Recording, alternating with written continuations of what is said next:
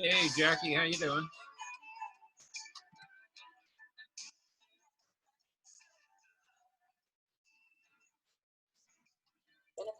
Doing great. I had to find the button. Doing great. I sent you a couple of pictures. Yes, you did. Oh, you see them? Hmm. Good, they came through. Okay. Yeah, I did. I saw a whole bunch of them. So, but yeah, I'll go down the list and see. I'm pretty sure. Somebody just called me on the phone and said that they were from Amazon, and I ordered over $1,000 worth of items. Oh, that's a scam. Don't. Yeah. Yeah, I was getting ready to call my bank because Uh-huh. it's a scam. Yeah, I figured that. Yeah. Well, you know what you. Yeah, you didn't give them any information. Oh, no. Okay. Just like, well, yeah, okay, thanks.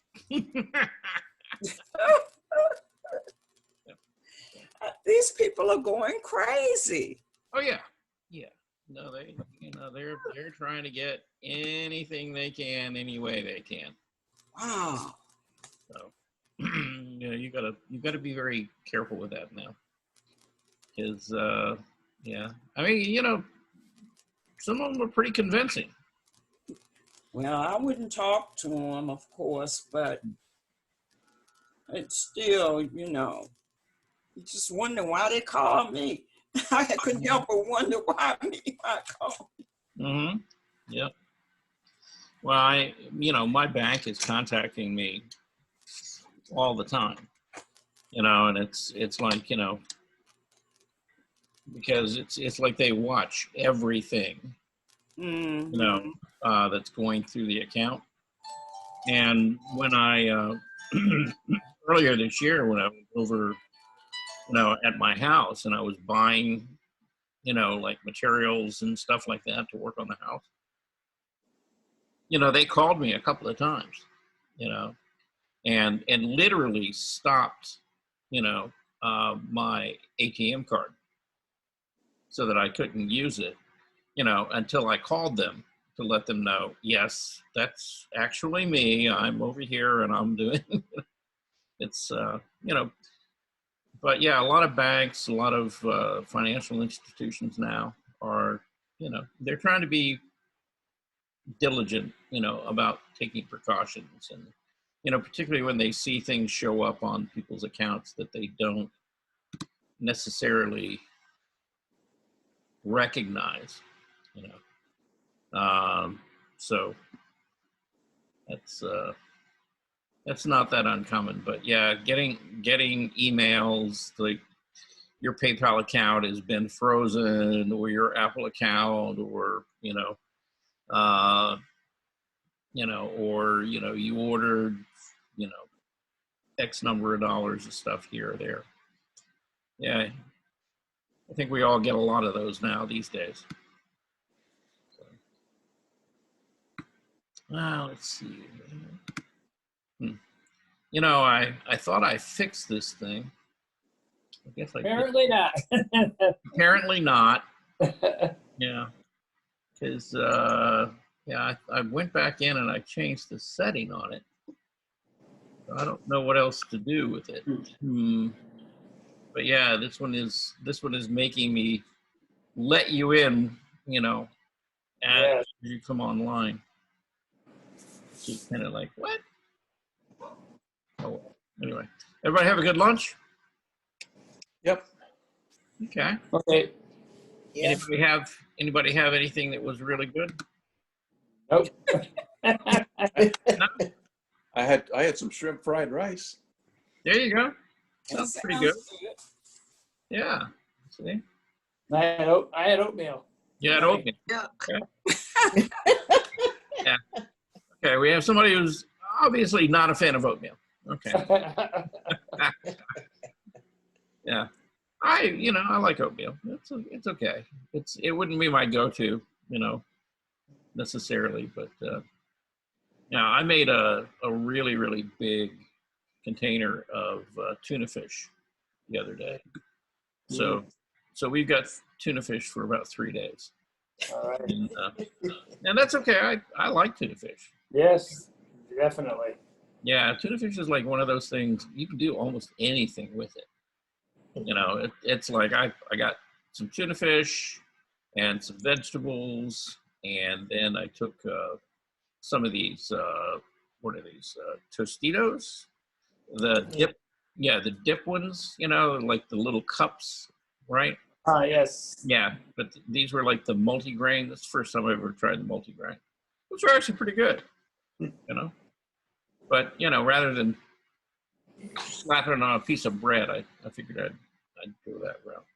So that was a good lunch. You know, it was enough, not too much.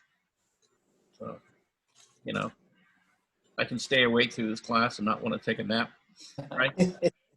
So, you ever have that in the afternoon after you eat? You know, you just kind of like, okay, Oh, yes. nap time. Oh, yes. Oh, yes. All right. I'm dawdling here for a few minutes since I'm having to let everybody in. I'm trying to keep an eye on that and get everybody in here before we get going. Monday morning, I am having my cataract surgery, so I won't see you on Monday. Hopefully my eyes will be good enough in the afternoon to join the class, hopefully. Okay. All right. Well, we'll hope so. One eye would be better. You doing one at a time? One at a time, yes. Yeah. Okay. One eye would be good. One eye will be covered. Well, the one eye at a time is kind of the safer way to do it. I don't know that. I think I knew. I think I knew one person at the Benson Center that had it done, and they did both eyes at once. Frightening. Yeah. It's the only one I've ever heard of that, because most doctors won't do that. They only do one knee, one eye, or one of anything.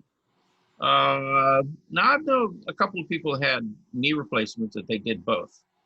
Yeah, my niece just had it done about 2 months ago. Yeah, they'll like with knee replacements, things like that, they'll do both, at once, because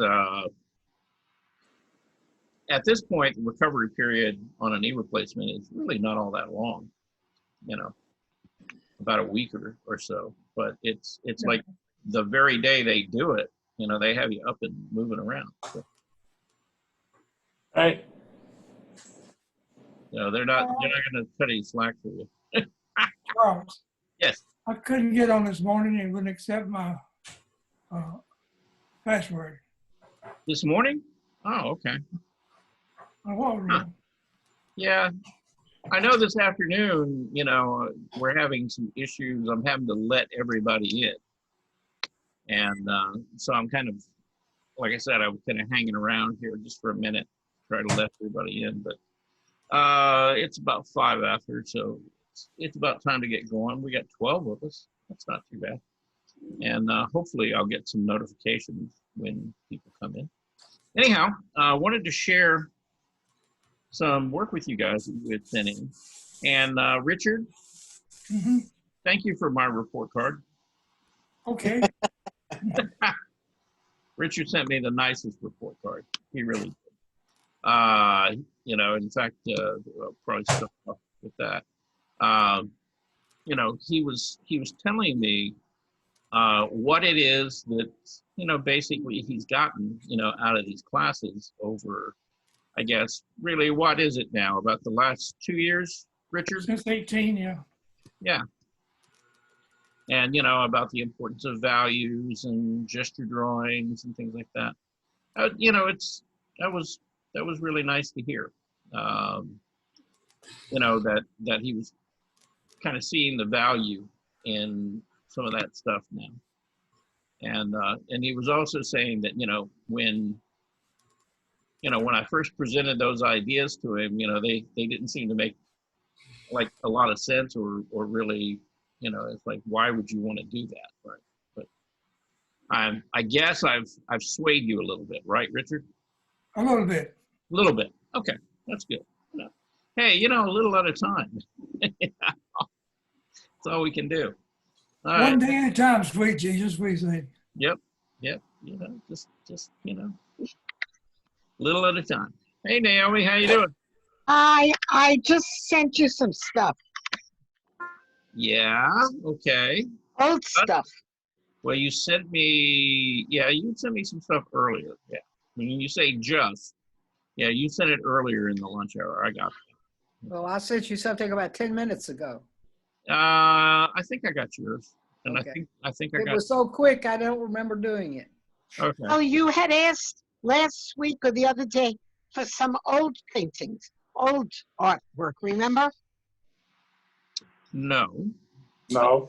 I did not ask for old work. Okay. What I asked for was for you, okay, and see, this is the challenge part of it. Okay. Now listen carefully. I want you to go back and I want you to find an old piece of work, right?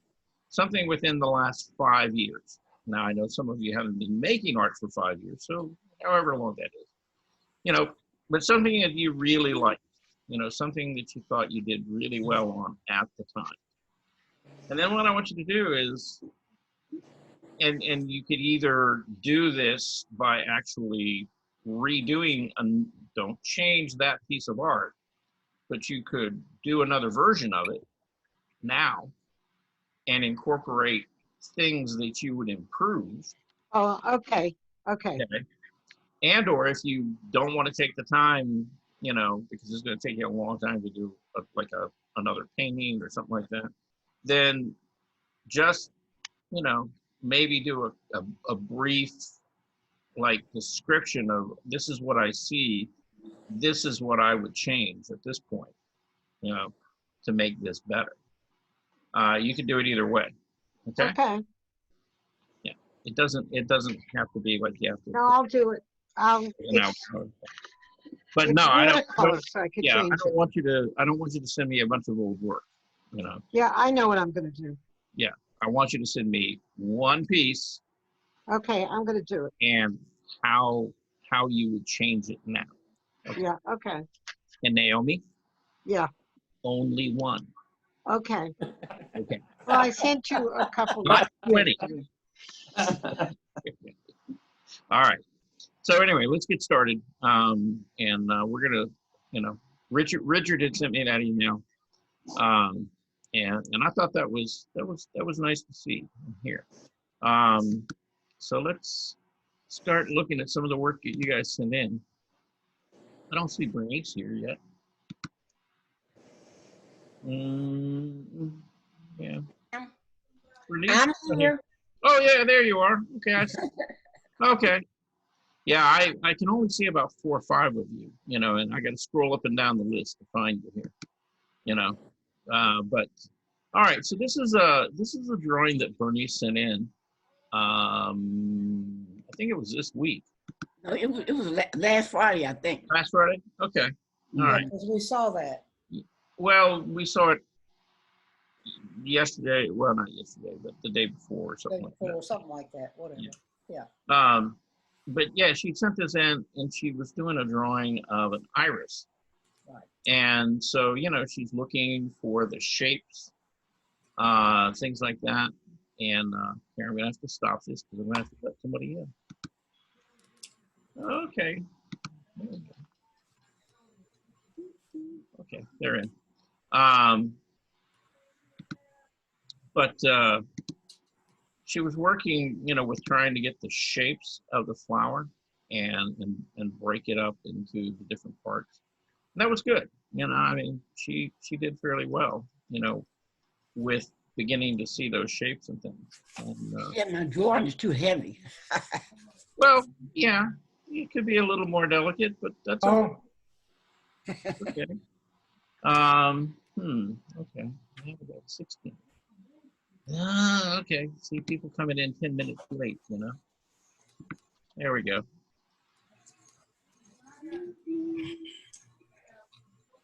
Yeah. I don't like that part of this. You know, it's like when you have to let somebody in, it's like you gotta I turn. wonder when that started. Pardon? That wasn't always there. No, it wasn't. And it's something in the way this was set up. And I went back and I tried to change it. And evidently not successfully. 'Cause I thought I got it taken care of, and then we still have to do it today. I don't know. So I'm gonna have to figure that one out. Anyway, so nice job on your flower though, Bernice. Thank you, thank you. Yeah, and then you told me this was a athlete, right? 1960 decathlon. Right. Okay. And you know, I'm really kind of happy to see you taking on trying to draw something as complicated as a face, and particularly a face at a sort of an odd angle where you're looking upward and you're having to deal with the perspective and things like that. But you handled that pretty well. Okay. And then this was your figure drawing. Okay. That's well, the first thing, let me apologize because that's crooked, but I had a 12 o'clock class. And I said, he said, you can do it in 2 minutes. So I said, well, I'll try. So I did it until my class started, and I just sent it in. Okay. But, So that is my news, because the most important thing on my body right now is my knees. right. Yeah. And so I see your two knees over there to the left, and then over to the right. Is that kind of like the bone on bone thing going on? But I'm not at home, so my niece only had ketchup. I got that from Wonder, so I put some ketchup to show how painful it is and how it just goes forever. Okay. Yeah, I was going to ask you what kind of medium that was. It looked a little wet and glossy. It was kind of like you didn't actually poke yourself or anything, did you? No. That's just the way my knee feels. It feels like pain is shooting up and down. You know. Right. It's probably not a good drawing of pain. It's supposed to be showing the middle, where the knee rubs on the knee, it's red, and then the red pain going up and down. Yeah, well, I could have got that part, Yeah, I was just kind of wondering, where did you get that red stuff from? You didn't poke any holes in yourself or anything, right? No, it's ketchup. That's good. Okay. Yeah. Okay. I got that from Wanda. She used what she had. Boy. Well, hey, look, condiments are perfectly fine to use in your art. That's fine. Yeah, just don't be drawing any actual, bodily fluids, okay? No blood, anything like that. We don't want you to hurt yourself, all right? Before you move on, tell me how I can show pain. I think you did a pretty good job at it, actually. Oh, really? Okay. Yeah, no, it's kind of it's almost like a medical illustration, in the sense that, you're showing the idea of the body part, which is the knee, and then you're actually showing the two bones, and red happens to be a very active color anyway. And the way that you've got it kind of spattered out, it looks kind of painful, really. Oh, good. That's what I was going for. Yeah, well, you got what you were going for. So, I think you communicated that message pretty well, actually. At least to me. Anybody else get that? Yeah, we got that it's Yeah, paid. I agree. I think it looks good. Okay. All right. So nobody wants. It's like, Does that ketchup between two French fries or anything like that? See, so Bernice, I think you communicated that really well. Okay. Thank you. Okay. It worked. Maybe I should do everything in about 10 minutes. Well, there's something to be said for that. We can have that discussion a little bit later. Okay, so we're gonna Bob sent in a couple of pieces. This is a painting that Bob did, and we'd seen that I've a seen while that. ago. But, Oh, that's beautiful. yeah, It beautiful is. painting. Beautiful. Yeah, You know. I like that. So that qualifies. It's a nude figure. Lighting is really striking on it. Just sort of the composition is nice. I like that background. Yeah. Well, the Maybe- contrast. The contrast Yes. between the background and the figure, Yeah. because the figure, the skin tones in the figure tend to be a little bit to the neutral side, And then the background itself has got a little more intensity in it and generally cooler in temperature. So they separate out pretty well. And then, of course, the contrast between the light and the dark, shadow side, light side. And he handled that, really nicely. In looking at this and just kind of squinting down, it's like the area of highest contrast is right here. And it's between the kerchief that she has on her head and the shadow on the side plane of her face. And so that draws your eye, right to that point. Again, because the contrast is higher there than anywhere else in the piece of work. And as much as you might first kind of think that everything is centered, the figure itself is in the middle, but if you look at where the actual middle of the painting is, it's really kind of about right there. Okay.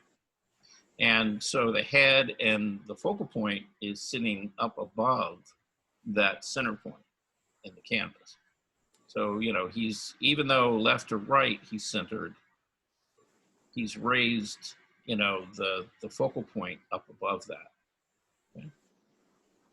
This is a figure drawing that he had done. We've all seen that. And nice. Yeah, it is. It's a nicely rendered drawing. We kind of talked about the distribution of the weight in the figure and the proportions. And it's like either, I know this head is supposed to be coming toward you, but it might be a little bit big in comparison to, say, the legs and the hip. And even if these were moving backward, away from you slightly, I think, proportionally they would be bigger. And that was the only comment that I had about that at the time. How do you feel?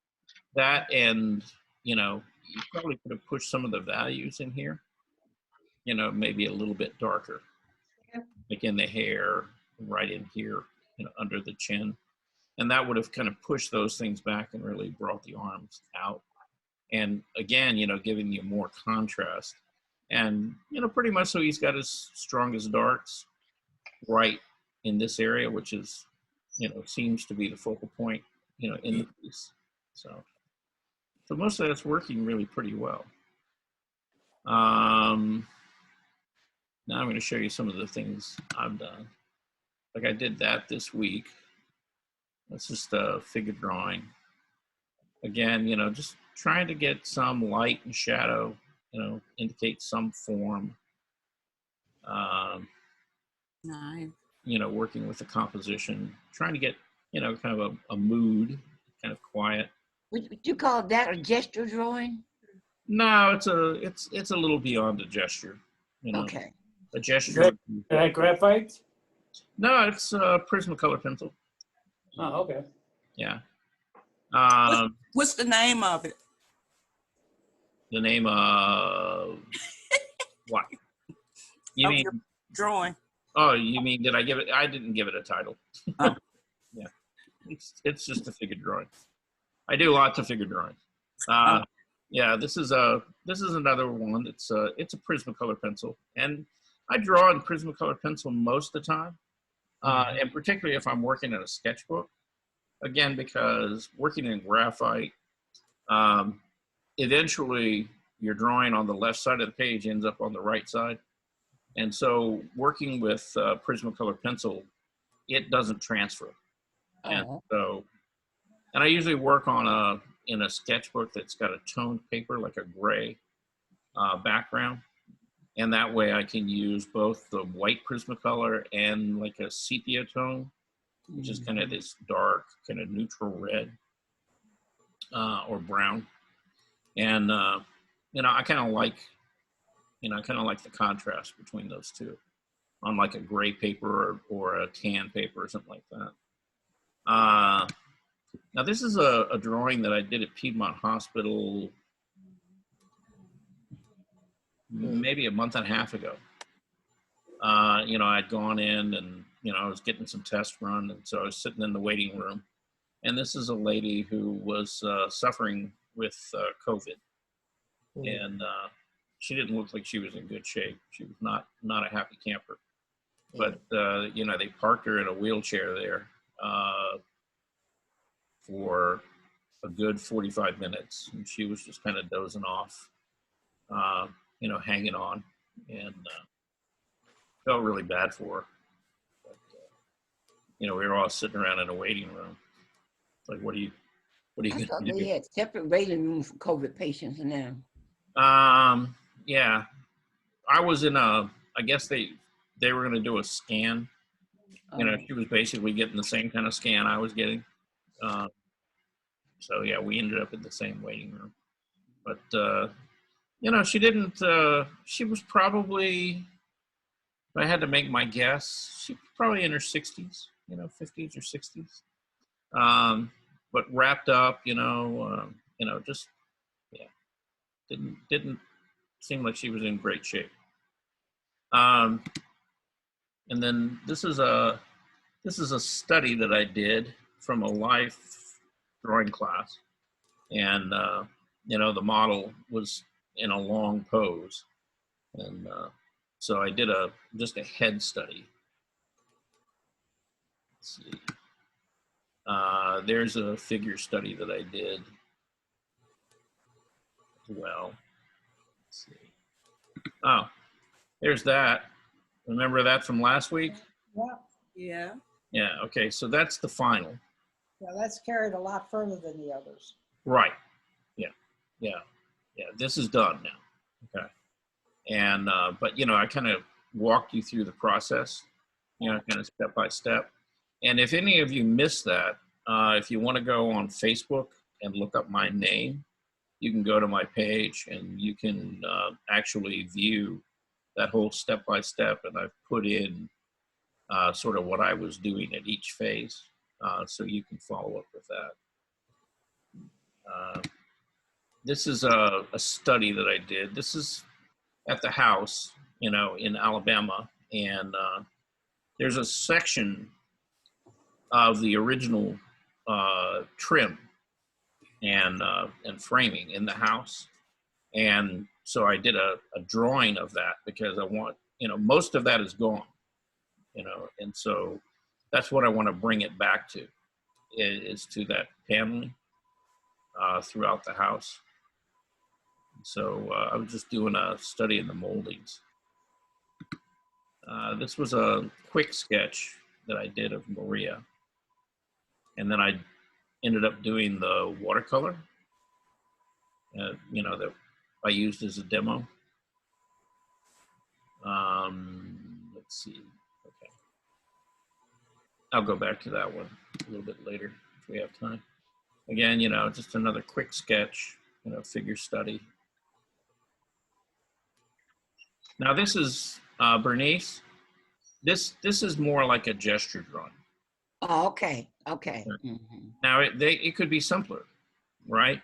You know, that's probably like about a 4 to 5 minute drawing right there. The whole thing? Huh? Oh my goodness. Yeah, you got to move fast. Yeah, before they move. About 20 minutes to do my knee. Okay. All right. Well, you know, and the more you do, the faster you'll get. Okay. Yeah, again, you know, this is another like maybe, you know, 3 to 5 minute drawing. This is a longer drawing. This is the long pose. And, you know, she was in a fairly comfortable position. You know, I was kind of betting on the fact that her arm would give out before the end of the class, but she made it, you know, all the way through. And then this is the, you know, where I did the study of the head. This is the whole pose. And that was the long pose. Let's see what else. That's different. This, Angles. I mean, the next one you were on. The one of you down. Oh, here. Okay, that one. Yeah, that's just different angles of my head. So, yeah, I was playing with a mirror, you know, trying to bring myself in a mirror. Oh, good. not as easy as it might seem. They're good though. Well, yeah, looking back and forth or trying to look at yourself at an angle, it's kind of a challenge, This was a study that I did down by some water and some just reflections in the trees. This is a study of out my back window, what I'm looking at right now, all those trees out there.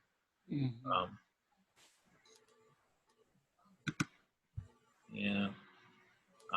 Again, kind of a quick sketch of some boat houses, floating in the water. Kind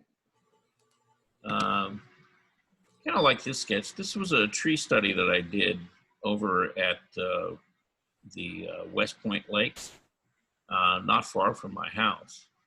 And they've got a park out there. And, these trees are sitting out there and the river is just on the other side of them. And then from where I was, if you look to the left, this is what you see. You see the dam itself, with all the spillways and stuff. And this is the actual dam structure. And it was kind of a cloudy day out there, so I tried to get some of that. And then I got one more piece I wanted to show you. And this isn't a drawing. This is a sculpture that I did at the Benson Center. It was a figurative piece.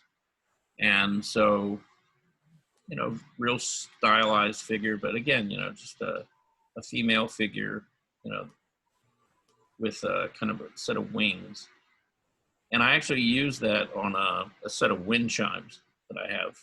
And these are big wind chimes, they're not small. So is that wood or metal? This is clay. Oh, it's clay. Yeah. I'd done it in clay, and then Nice. I took it was a kind of a copper-based acrylic paint, and then took acid and washed over it to antique it. And that's what kind of turned it that black and kind of green color. Before it looked kind of coppery, but yeah, you put that acid wash over it, and it There's traces of the copper still there. Yeah. Just enough to let you know, yeah. Yeah. So it makes it look aged and old, even though it was not. Copper wash. I haven't learned that yet. Copper wash. Yeah, well, you can get these. It's acrylic paint, but it's made specifically for this. You buy it in a kit, and it's got the acid wash and the paint. And you can get it in copper or gold or silver or any number of metallic, paints. But, and it's made, particularly for like decorative art uses. And it's made to actually go with that acid. And the difference in that copper paint or metallic paint is that rather than just having it looking like copper, it actually has metal, little metal in the paint. And so when you put the acid on it, it reacts to it and actually forms a patina. Wow. So another one of those many things that you can play with out there today. Okay. And if you don't need to, if you don't want to go to the art store, you can actually order it online and get it delivered to your door. Now this is Eloise's drawing. And Eloise, tell us a little bit about this guy. I don't really know how to do gestural paint drawing, so I just found a picture of my book, and Okay. on the I guess the right hand side, left hand side, whatever. I just decided to do a figure of what I thought a gestural drawing was supposed to be, just the outline of the body or something. Not exactly, but okay. What I'd say is you got a nice sense of movement. He doesn't look static, and he's not stiff. He looks like he's fluid and kind of moving. So in that sense, I think that your drawing was pretty successful. Your did you do this first or did you do this last? I did it last. Okay. Just I trying- know I should have done it first, right? Maybe, but you know, what I would change about not this, but this. Okay. You see, Not this, but this. you're kind of looking at the outside, right? Right. And rather than that, kind of think of it kind of like a mannequin or a wireframe for a sculpture, right? So you'd have, you know, maybe the you know, oval for the head, but from there you would find the line that kind of comes down his neck and then down his spine, right to his hips. And then from the hip, you would go down one leg or the other, you know, to find the length and where the foot is placed. And then you'd come back and find the other foot, and then you'd find the gesture of the arm. And, you know, one thing I would say to you is, you know, with the human body, I know our elbows bend, right? And our knees bend, but very seldom do they make kind of a hard angle like that, okay? It's I generally, thought that was the coat sleeve. yeah, but generally even the clothes and stuff, you know, that you're wearing are going to kind of move with the actual limbs, right? And, you know, it's more of a curve than a harsh angle. Okay. Occasionally you'll see, like, if somebody is like really thin, you know, and, you know, we would call them bony, you know, and they have kind of an exaggerated gesture with like maybe their hand on their hip or something like that, you might find a sharp angle. But if they've got any meat on their bones whatsoever, it's going to be more curved, you know, and that will just kind of reinforce that idea of the movement, you know, from his shoulder to his hand. I see. Okay, I know he's disproportionate. I was working so fast that I couldn't find an eraser. So Well, I know good. his hands out of shape. His feet are oversized. So his head is probably too small. He's got a black eye. So Well, you know something, you know, if you look at a lot of really big guys, you know, they kind of have those proportions. You know? Yeah, if they're like really tall, big guys, you know, their heads do look a little bit small to their bodies. You know, look at a couple of professional football players. You know, it's The bulkiness. Mhm. yeah, it's almost kind of scary because it looks like they have little tiny heads, but that's because they've developed their bodies, you know, and they've gotten so big, you know, that the proportions, you know, are kind of exaggerated like that.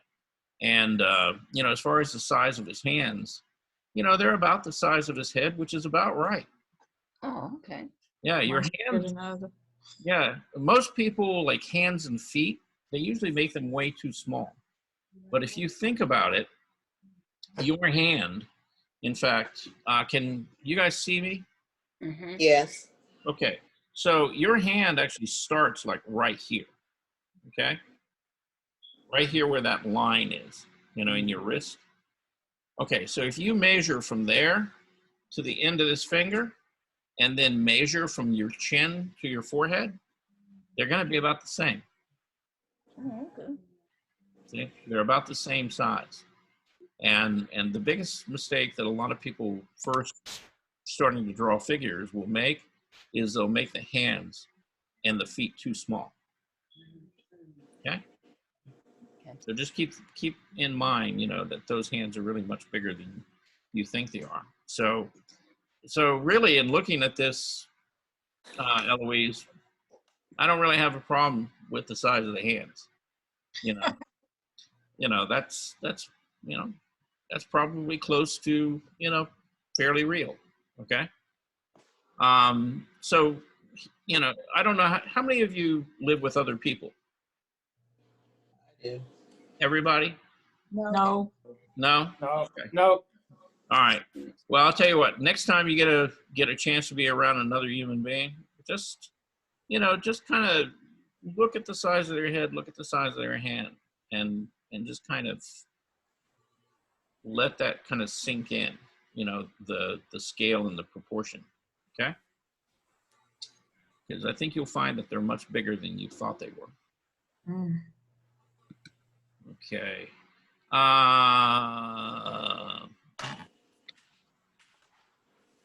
Who did this? Anybody claim this? I can't remember who did that right offhand. Is that Eugene? No, No. I did some real quick, just a gestural drawing with no shadow, just linear movement. Okay. Somebody with black shoes on. Uh-huh. Yeah, I'm trying to remember who that was. I did that, Charles. Can you hear me? I think. Okay. Veronica. Yeah. Oh, okay. Okay. Yeah, it's like, okay, who did that? I downloaded it off of your email, but I couldn't really recall. Anyhow, so basically you're just looking at the torso of the body. You got the arm moving forward. Yeah.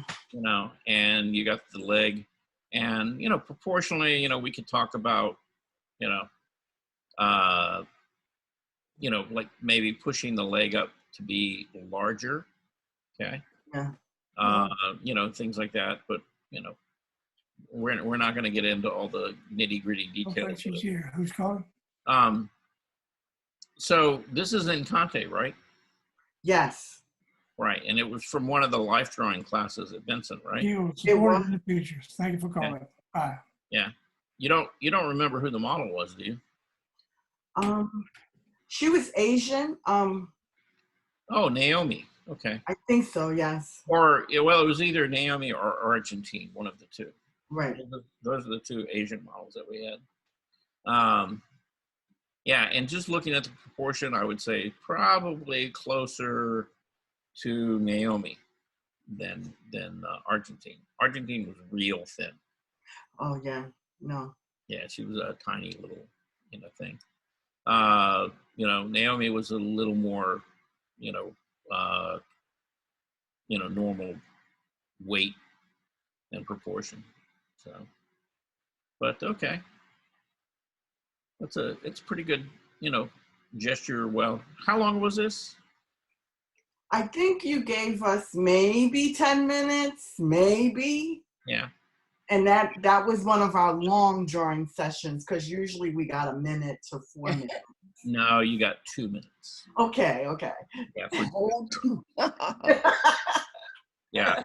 Yeah. If you ever took a figure drawing class with me, we usually started off with about 8 to 10 gesture drawings just to warm up. Yeah. And I didn't want to give anybody a lot of time because I didn't want them to get caught up in the details. But the purpose of that was to get them to begin to look at the model and to figure out what the proportions were. Were they long and thin? Were they kind of shorter and rounder? How much volume did they have in their figure and body? And so I had them working very fast. And as the session went on, it was a 2-hour session. We would, go into longer poses, and we usually ended with like about a 20-minute pose. And sometimes we would do the same pose 20 minutes at a time, for like almost, like 40 minutes to an hour, to give them time to draw a more complicated pose.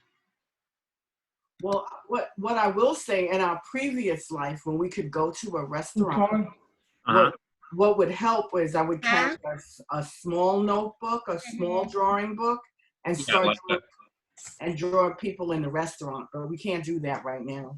Right. She's not here. She take a walk. Yeah. Thanks for calling. Bye. Yeah. That's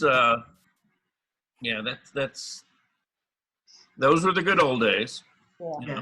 Of course, now you can go to the park and you can sit and draw people that are 10 or 15 feet away. Oh, okay. So, Okay. yeah, but you got to wear a mask. Oh, yeah. Okay. Yeah. I don't go out often, but, I've been going to a couple of drawing groups and things. I want to see that Gene drawing before you move on. Okay. Yeah, we're going to see Gene's next. But we've been doing some drawing groups over at the Artist Resource Center in Marietta. And we keep the numbers now. It used to be we'd get 15 or 20 people in there. Now we keep it down to about 8. I And live in Marietta. Where is that? it's right over there off of Cobb Parkway, Oh, okay. you know, and you know, you got to kind of sign up for the class. You can't have more than 8 people in there, and everybody's got to wear a mask, so including the model. And That so, would be- you know, that's how we've been doing it.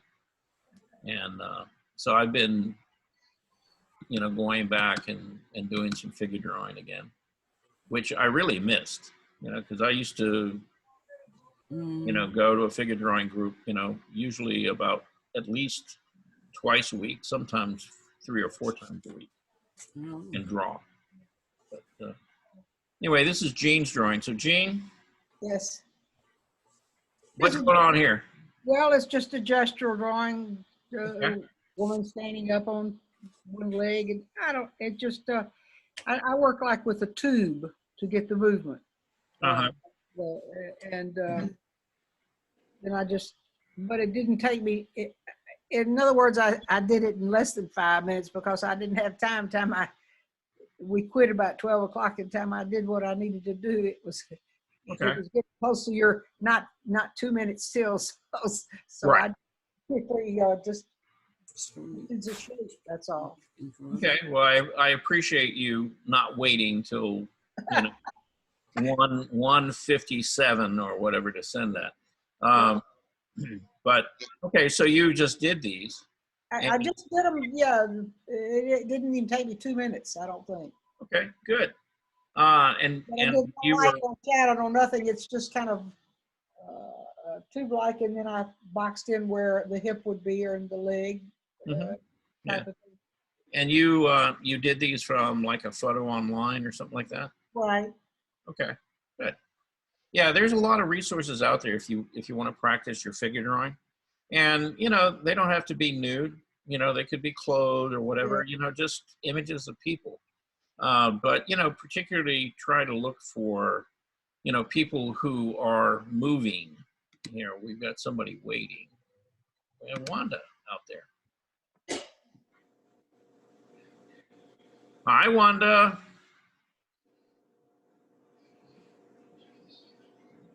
Is she? Yep, she's muted. Okay. Let's unmute her. Maybe she's on mute. She was, yeah.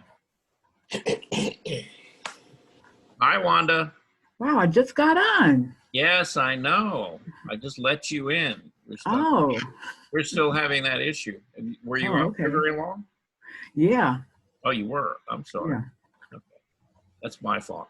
All right. Charles, what was the site you gave us at one time where you said we could look at gestural Right. models, I think? Right. Yeah. Proko. Proko. And yeah, Proko.com. And you can go to that site, but there's a lot of other sites out there you could go to as well. And they have either still images, but the thing I liked about Proko is that they have these like life drawing sessions that are much like a class, in that they start off with a series of gesture drawings, and they don't tell you, you know, it's like, you know, the model will take a pose for like 2 minutes and then she'll change. And then she'll hold that for 2 minutes and then she'll change. So it's really like being in a life drawing class, because that's kind of how those run. And, you know, she'll do maybe 8 to 10 gesture drawings, and then, you know, and then you'll do like a 5 minute, and then you'll do a 10 minute, and then you'll do a 20 minute. And that kind of eats up your whole hour. You know, but it's, you know, it's good.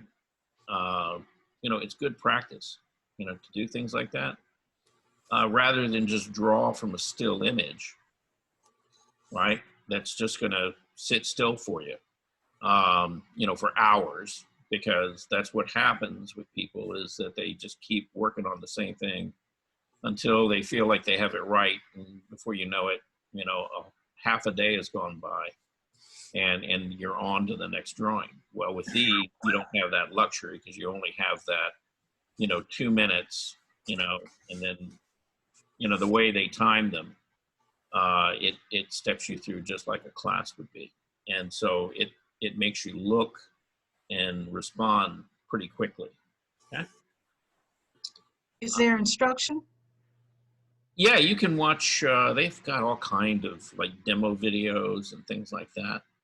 But you watch some of the videos, and then you go into a session, and try it. Thank you. So,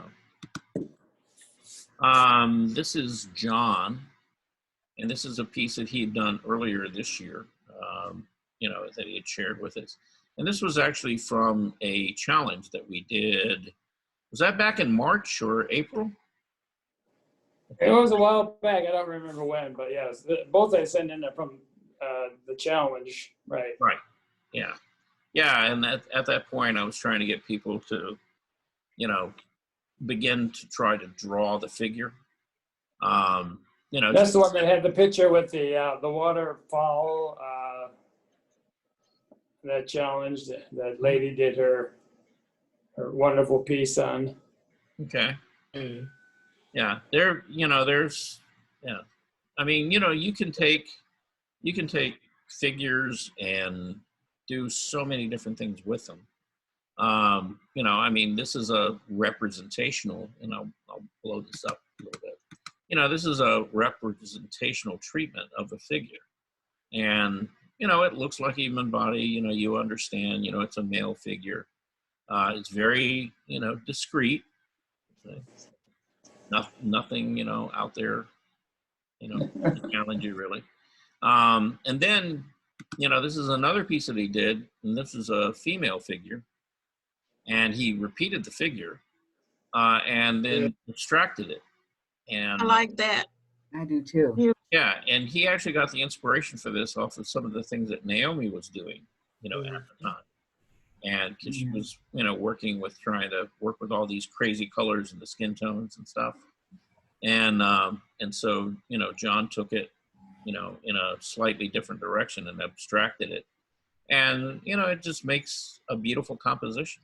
It's very nice. It is very nice. Yeah, and you look at this, you kind of see the figure, you kind of don't see the figure. You kind of go back and forth. I thought that was a really nice piece. Now this is Lady, and Lady, you're gonna have to tell us a little bit about this one. This is you said this is your nude? Yeah. Your male nude? Okay. That's my male nude with a baseball cap. Okay. There we go. So he's got some, I guess those are oysters or are those mussels? Those are oysters. Oysters, okay. So he's. Looks like a hand holding oysters. That's exactly what it is. It is a hand holding oysters. Yeah. And then you've superimposed a head on top of it. Actually, that's his head. It was pictures I cut out of a magazine called Guns and Gardens. It's a Southern magazine. Right. And this gentleman has a family fishery business here in Georgia. Okay. And so that's as nude as I can get. I can't draw. So it's a man holding oysters. His hands, his head. Okay. That's different. Yeah. Now is there some kind of underlying message there? Yes, there is. And if I have to tell you, then okay. All right. That means you're not old enough to know. Just asking. Okay. Hey, it doesn't cost ass. I understand. But yeah, okay. Right. Yeah, we don't. I actually like it. Yeah, no, it's a great piece. Yeah, it's fun. That is really different, unique. It sure is. That could go in a museum. Right. Oh. You could actually. Yep. Yep. Thanks to John. Thanks, John, for that. All right. Because, to draw something, again, I don't draw. And I drew on a yellow sheet of paper, 2 or 3 circles, and then I did a stick figure. I went, And then I remembered I had these pictures that I'd cut out. And I said, that's perfect. I think it's great. Yeah. Thank you. Yeah, that's nice. Thank you. Thank you. Totally different. Yeah. Dude, that's me, Bernice. Different. Yeah, really good girl. You know, there's lots of different ways to approach this. There's no one way. Okay. This is a drawing that Naomi did, and this is back in 2017. Trying to think of who the model would be. That was a long time ago. Yeah. I missed the color. Pardon? I missed the color. Her paintings are always so colorful. Right. Yeah. Yeah. Well, now this is something that she would have done in the class at Benson. You know, and she's got a couple of these. You know. And I think that was Argentine, actually, if I remember that pose correctly. But and then here, you're gonna get your wish. Okay. You got some. Okay, that's nice. Yeah. My cartoony kind Well, of stuff. not so much, you know, but you know, it's definitely, you know, more gestural. Okay. You know, and Eloise was asking about, you know, doing a gesture. And that's kind of, you know, that would be somewhat gesture. Fast. That was fast. Yeah, quick. I like that. But Fun. again, you know, it gives you enough information to tell you what the figure is doing, you know, without getting caught up in a lot of nuance and detail. Yeah. Another Now one. see, this is old, and I would change the nose. Okay. So is this part of your, That's what you said, take an old drawing. So that was old, and I would change the nose. okay. So how would you change the nose? I would, it's too much to the left. And then I would do more color on the bottom of the cheek. Mm-hmm. Okay. But the nose is bothering me. Let's see. Yeah. I don't know that I would move it more to the left necessarily. No? No, not to the left. But what I would do is, you see here the darker value? That's what I mean. That bothers me. Mm-hmm. Yeah. Well, what I would do with that is I would either push it darker or I'd make this part lighter so that this comes forward. Yeah. And that's Yeah. back. Well, it's watercolor, so I could do it. You could. Yeah. That's a nice thing about watercolor. You can always Yes. mess around with it. I would say your older work, you have your center line and proportions better than some of the recent stuff. Yeah. Yeah. Yeah. In this case, it was. Yeah. Yeah. Yeah. You know, but here she goes. You see, she's moved the jaw and the mouth off to the right on this one a little bit. Yeah. But, you know, it goes to that whole idea of, you know, propping her head up on her hand, I guess. Now, you did this more recently, right? Yeah. Okay. Yeah. Yeah. One thing I would say is the hand, you know, you got real dark in the value there. Uh-huh. And it's too dark because it's, you know, the same basic range of value that the hair. Uh-huh. And so Yeah. you lose it, you know, totally into the hair. Mm-hmm. And so, yeah, if you, I see that. yeah, if you could have kept it closer to, you know, the colors and values and things you had in the skin, it would have. Yeah, lighten it up. Mm-hmm. So yeah, that. Now this, yeah. This is very crazy. I agree. Okay. Scary. A bit. You know, kind of a little bit of like, you know, Phantom of the Opera, you know, wearing a mask or something like that kind of feel to it. Again, you know, having the hand, I guess that hand could be in a glove, you know, sort of, because the color is so different than the skin Yeah. that you have here. Mm-hmm. Now, did you do this recently as well? Yeah. I Okay. was tired when I did it, but the hand needs a lot of work. Okay. So what inspired you doing this though? I was copying something, but I didn't copy it that well. I was tired. I see. Okay. When I copy it, I change it though. You know. Well, that's good. We want you to change it. Yeah, I do. Make it your own. Yeah. All right. And then this is the last one from you. And that's a nice little sketch. Mm-hmm. You know, it's You loose. wouldn't think I'm the same person that did the other one. No, you wouldn't actually. But, you know, you have a nice looseness to this one. And again, you know, you haven't overworked it. So, you know, it works. You know, it suggests just enough. And you haven't gone in, sorry, tried to tighten it all up. And so, hey, that's a good thing. I like this one out of the ones that you showed today. I think that's one of your stronger pieces. And did you do this recently? Yes, I did it last night. Okay. All right. And guess what? What? The center line of your face seems to be in the right. Oh, I think I have to slow down, do fewer, and work at it more carefully. That's what I have to do.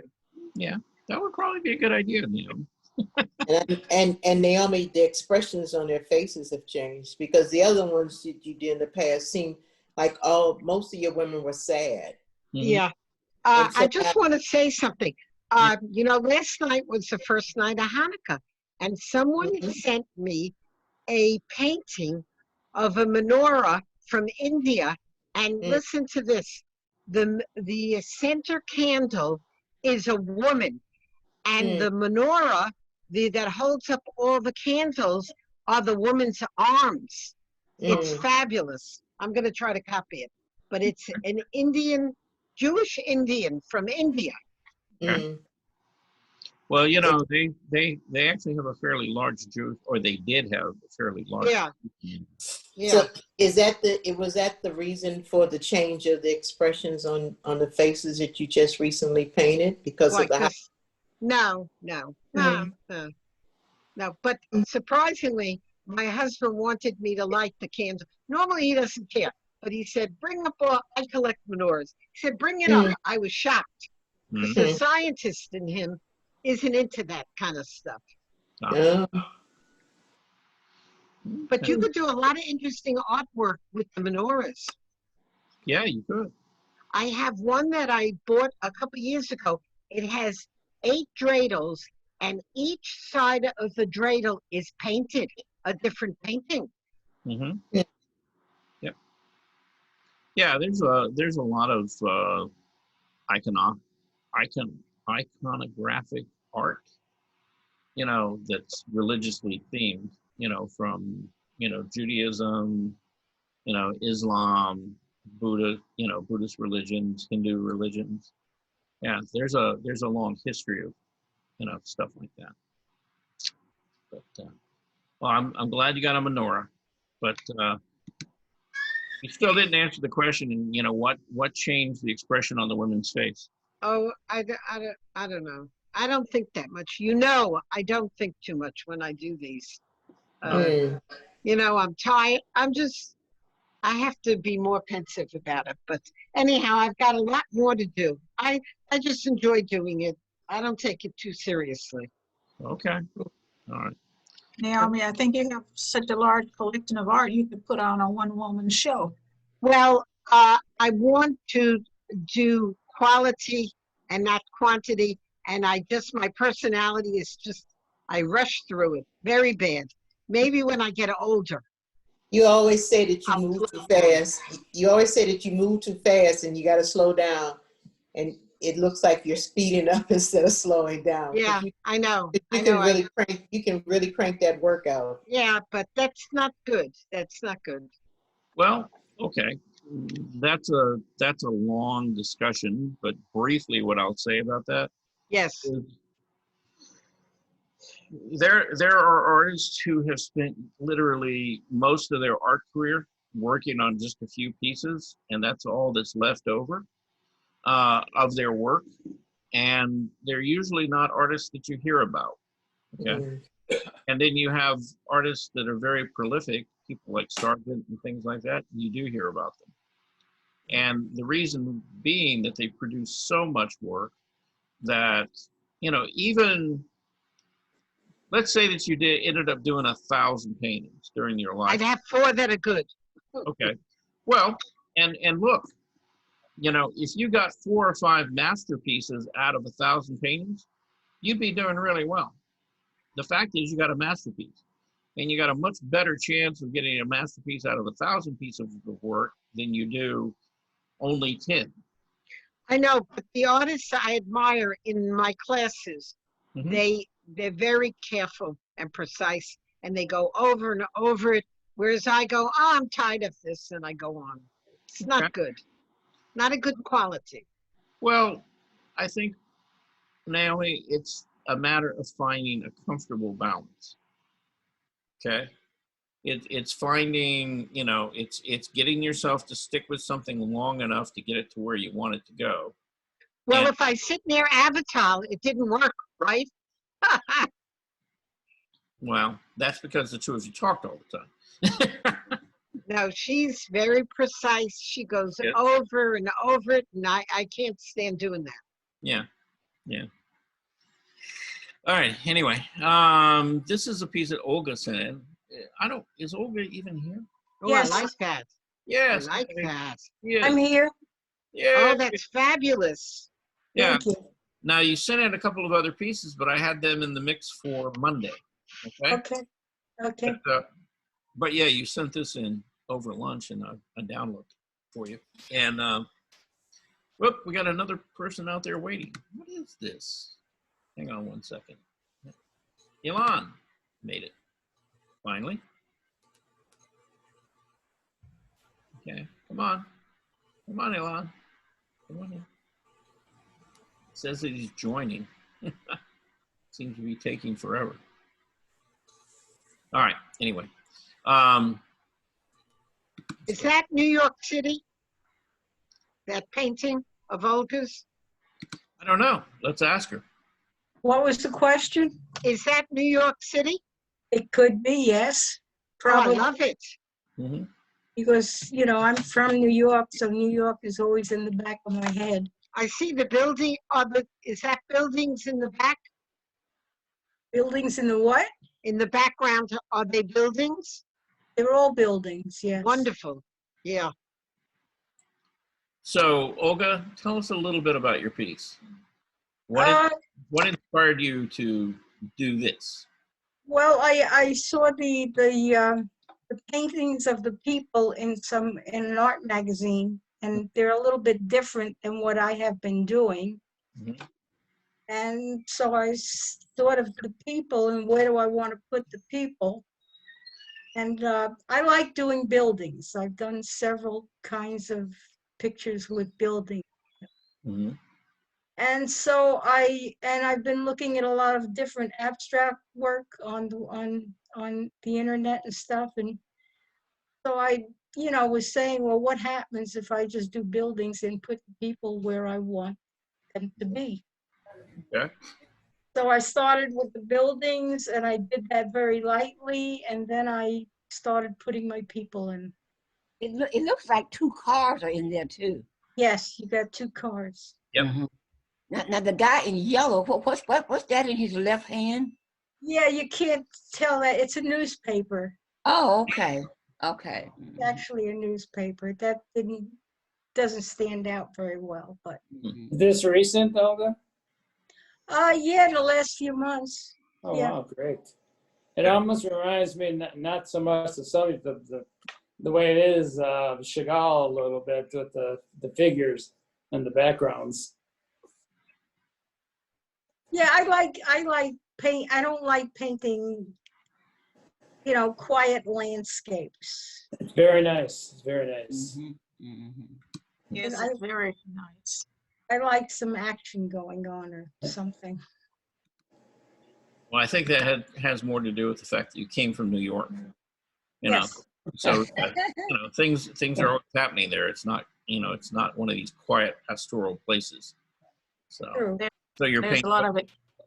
Yeah, you're painting what you know. And that's Right. So there's a lot of excitement there in the picture. Well, that's what I tried to convey, and I like the color. I like colorful pieces. okay. Nice. All right. Well, thank you for sharing that. Thank you. We have Susan Adair. Is Susan here? Yeah, I'm here. Okay, good. Okay. Yeah, I just did this 5 minutes at lunchtime today. Yeah, that's good. Okay, now, what I'll tell you though is I ended up with this piece, and this is the only piece I had to do this to. I took it into Photoshop so I could change the exposure on it and try to get it a little darker so you could really see it.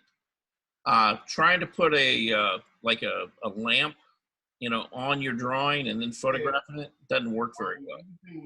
Because I don't know what's going on. It's not my camera, because I took some of these with my tablet, and they did the same thing. So I think maybe it's the paper I'm putting them on. I don't know. No, it's the light in your room. Okay. Well, no, I took this one I took outside. This one? On the screen porch. Oh, really?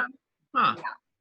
So, Yeah. And then I tried the other two on the screen porch right after that, and I sent them to you again. I don't know.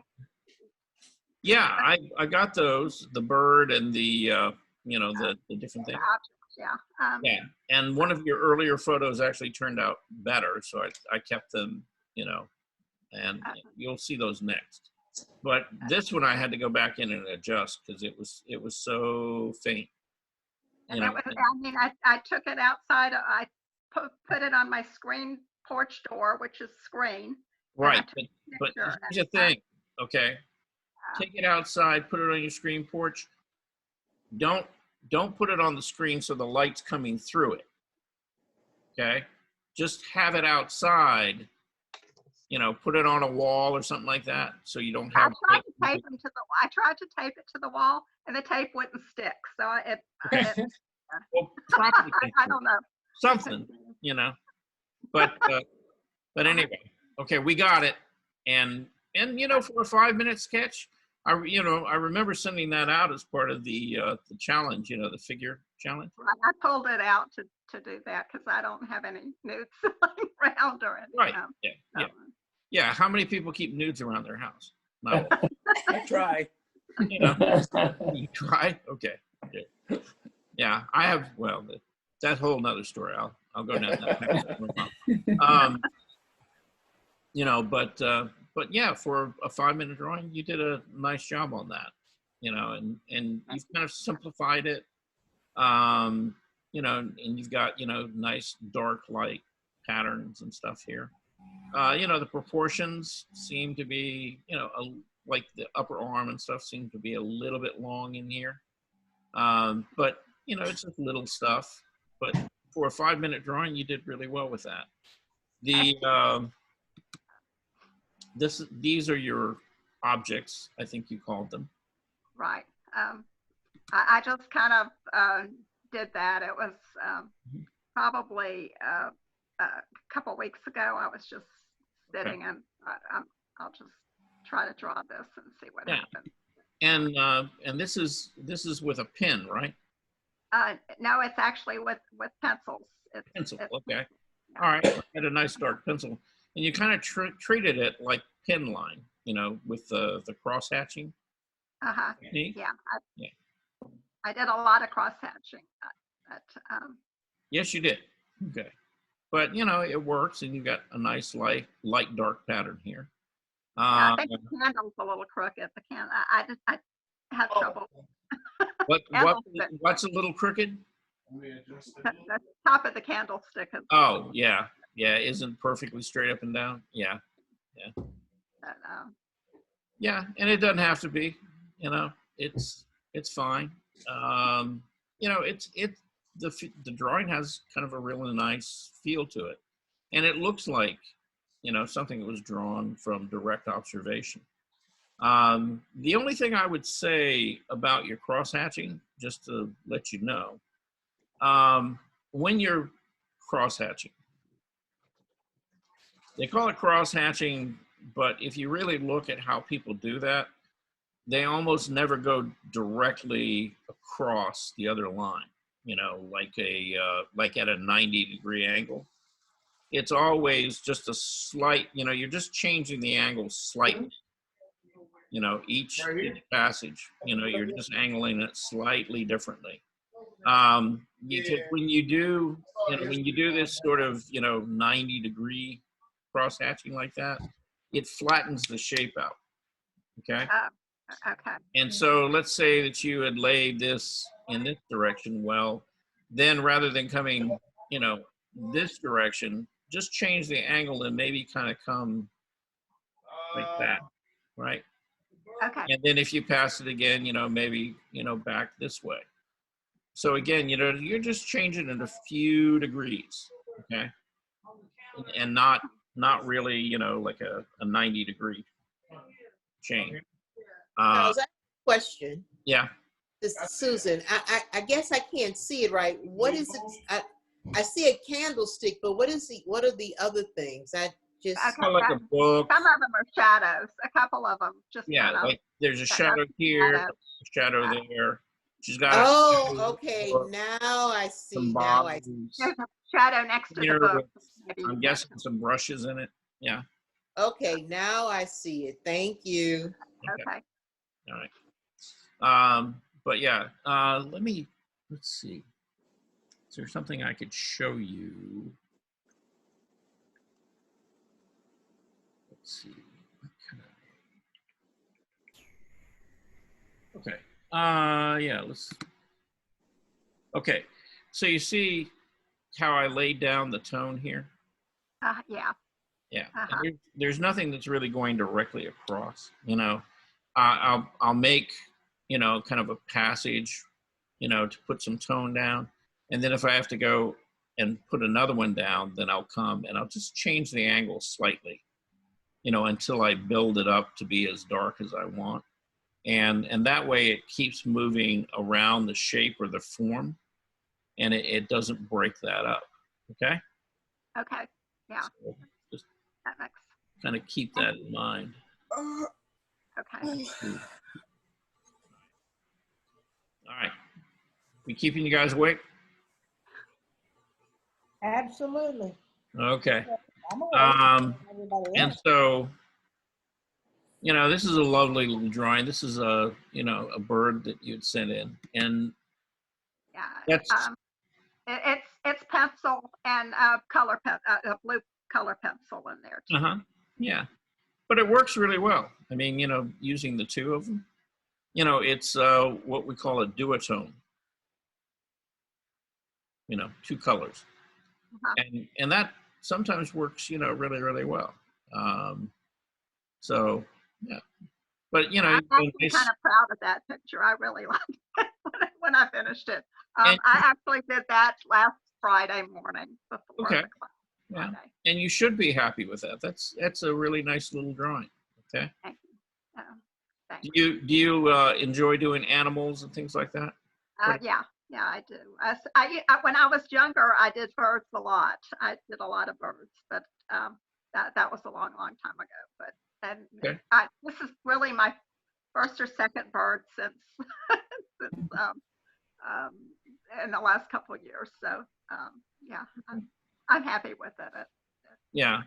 There was a lady at Benson, Jane Wilhelm was her name. I don't know whether you know her or not, but that was her favorite thing to paint, was birds. She did a beautiful job, you know, and you know, Naomi can tell you all about her because Jane was like really meticulous, you know, very, you know, didn't paint fast. It usually took her like 1.5 sessions, you know. It was interesting. She was in the same class with me. Yeah, I know. That's what I just said. It was very interesting. Yeah. And I had a pet cockatiel for 25 years too, so that was kind of Okay. a little inspiration. I used to do cockatiels a lot. I used to draw cockatiels. But, Okay. Why does the little feet seem to have darker lines than everything else? I don't, you know, I don't know why she made them darker, but you know, it doesn't really bother me, you know, that they are, because you know, actually the feet, depending on the type of bird, might be kind of black or dark, you know, color against the plumage. So, but yeah, the line is a little heavier.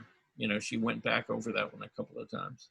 So, but hey, you know, they have feet. You just don't see them very often when they're flying. But yeah, that's nice. And then let's see, last but not least, we have Wanda. Oh my gosh. She said, oh my gosh. Okay, so oh my gosh, what? It's just surprising to see your stuff on here like this. This was a gesture. I went as fast as I could. Uh-huh. And I never drew a human body before, so I was like, okay. Okay. Well, for now you can't say that you've never drawn a human body. Now you can say you've drawn a human body. A human body, Okay. yeah. A nude human body. And so here's what I'll tell you about your human body, okay, that you drew. You know, for your first attempt at trying to draw a human body, you did very well. Oh, wow. Thank You know, looks pretty credible. You know, she looks relaxed. Overall, the proportions seem to be pretty good. You know, there's nice kind of flow and movement through the figure. Did you work from a photograph with this? No, No. no. You just drew this out of your head? Drew it out of my head. Oh, well, see, that's even better. Now, here's one thing I will say, okay, and I'm not being critical, okay? Okay. All right. Think about it this way. When you're drawing a figure or any kind of form or shape, whether it's a tree trunk or anything else, the line weight on this side of the form cannot be the same as it is here. You have to vary them, right? And so thinking about this, there's going to be less weight, you know, like on like her stomach area. Oh, okay. And where the weight's going to be is here on her back where she's making contact with the surface, right? Right. So if you took this line and you made it bolder and darker, that would tell you that her body had weight and it was pressing into the surface. Oh, okay. Okay? Yeah. You know, same thing with the leg, right? This side of the leg is relaxed, right? This side of the leg is more tense, right? Being stretched. So again, the line here is going to be thinner and lighter. The line back here is going to be maybe broader and softer. Okay. Okay? Mm-hmm. See? So, you know, you got to think about, okay, yeah, you got an arm, but what's really going on with that arm? You know, where is the tension? Where is the movement in it? You know, and where is the weight? You know, if it's resting against something, even if it's resting against the body, right? You know, one side of that arm is going to have a different line weight and a different expression, you know, with the line than on the other side. And that tells you that the form is round. See, the fact that the lines are not the same on each side. Okay? Yeah. When you start making them the same, it's what I refer to as a coat hanger. A coat hanger? Yeah, it's like taking a piece of wire and bending it around the shape of somebody. Okay? Oh, okay. Yeah, because it's all kind of uniform, right? Oh. And, you know, if you go back and you look, you know, in art history and you start looking at figure drawings and paintings, you'll find at times, like for example, in the post-impressionist era, you know, they used a lot of like dark outline, and they would do that. You know, they would put like a dark painted line all the way around the figure. And what that did is it kind of isolated the figure from the background, but it also kind of flattened the space and made it kind of abstract. Okay. And so if you don't want to make your pieces kind of flat and abstract, then, you know, more kind of decorative, then you have to change the line weight. And then that helps you give the illusion of roundness and form there. Okay. Okay. All right. Thank you. But yeah, you know, that's, you know, as I said, you know, you did a really nice job, you know, for your very first figure drawing and coming out of your head, you know, so you did good. Oh, well, thanks. All right.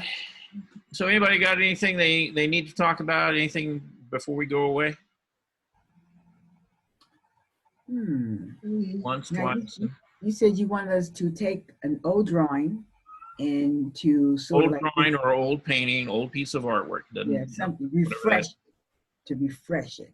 Yeah, yeah. Basically, what I want you to do is, here's the idea overall. You did something, okay? You did it the best you could do it when you did it, okay? You know, you used what you knew. Now, here you are, months later, years later, and you've gotten more mature. You've done more artwork. You've learned new things, right? So knowing what you know now, looking back at that piece of artwork, how would you do it differently? What would you change? You know, how would you make it better? See? Okay. That's, you know, that's the challenge, okay? Is that for Monday? Sometime between now and Christmas. Oh, okay. Great. Okay? Yeah. And again, you know, it's not a matter of you have to take the piece and redo it or even make any changes to the artwork. I just want you to look at it and think about, okay, if I had to change this, knowing what I know now, how would I change it? Okay? See, and start kind of thinking about, okay, what could I do to make this better? Okay? First thing that comes to my mind is I wouldn't do it in the first place. Pardon? I said the first thing that came to my mind was I shouldn't have done it in the first place. No. Charles, Yes. before you go, I want to see the one that the cursor is on, the colorful one that you did. Yeah, I'm gonna show you that because I want to talk about this. This is a project. This is a mixed media project that I did a couple of years ago, Okay. and it's sort of figurative in a way, but it was an interesting project. Oh, okay. I worked with there was a elementary school, and you know, they had artists come in and work with the classes, and this was a 3rd grade class. Okay, I think it was 3rd grade. Anyway, they called them the stars. You know, that was each class had a name. These were the stars. Okay, and so you know, they wanted an artist to work with them for a week, you know, and kind of come up with a project, you know, and everybody, you know, sort of get involved, you know, in the project. So what this is this is actually a collaged piece, okay? And it's all tissue paper. Oh, wow. And what we did, Cloth. pardon? I thought it was cloth. No, no, this is all different pieces of tissue paper and metallic paper and stuff like that. And, you know, I had the kids, you know, basically write their names. And then we took their names, yeah. Yeah, and then we took pieces of tissue paper, and you know, I painted I think it was a yellow background in the background, and then we laid the tissue paper over it and glued it all down, okay, with you know, clear acrylic medium. And then I can't. Let's see, blow this up. Keep pulling it. Is it a large piece? It was I want to say it was about a 20 by 30. We now have, oh, okay. Pardon? You had a overlay of a piece one. for it. Yeah, I know. When I move the cursor, sometimes it Yeah. pulls. But So yeah, Charles, you painted the background and then you I had painted. children. Yeah, what we started off with was I had drawn the outline of this head. Okay. And I had painted this kind of a reddish brown, kind of sienna color. And then the background was just kind of a flat yellow. And then we took tissue paper and this metallic art paper, and we, you know, glued it down. You know, we made kind of flower shapes and all kinds of things back there. You know, and their names, you know, and glued it all down and then collaged over it. You know, and I basically did the tree, you know, and finished out, you know, the head. And I had some of them, you know, help me paint in, you know, like the flower shapes and things like that with acrylic paint. And then, you know, this was, I did the hand lettering on the bottom. And so, yeah, this was our finished piece, and that was donated to the school. And then each class did a piece with a different artist. And then they had an auction to raise money for the school Oh, that's and, nice. and for their art programs and things like that, so that they could buy more materials and stuff. Oh, that's And good.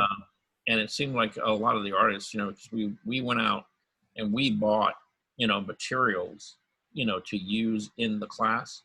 And most of us just donated the materials, to the school as well. So they came out pretty well.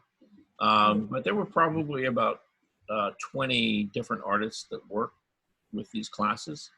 And then, like I said, they had an auction, and all the money, went back into the educational program, the art program, stuff for the classes there, so that they Wow, could that's afford nice. their materials and stuff.